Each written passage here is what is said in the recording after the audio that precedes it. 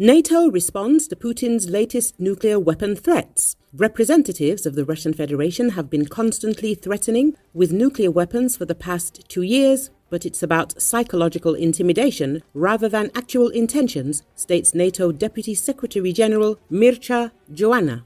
We have seen such use of nuclear threats by Russian leaders for at least 2 years since the war in Ukraine began. A nuclear superpower like Russia, the statement reads. According to him, this is extremely irresponsible because when possessing such weapons, restraint is also necessary. NATO believes that this is part of their arsenal for psychological pressure and intimidation.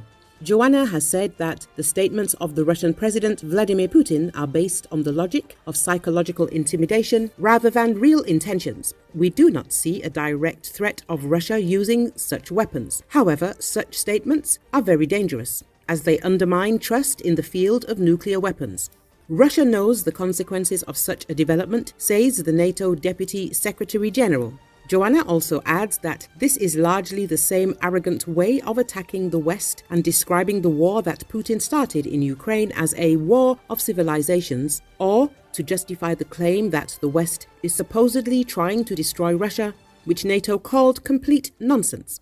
On February the 29th, Russian President Vladimir Putin addressed the Federal Assembly of the Russian Federation. The Kremlin chief, in particular, began to boast about the weapons Russia has, including missiles capable of carrying a nuclear payload. He threatened to demonstrate the intercontinental ballistic missile Sarmat, allegedly capable of flying 18,000 kilometers. The State Department, it was said that the US had already warned Russia about the consequences of using nuclear weapons. Threats from Putin are irresponsible. Russia waging new hybrid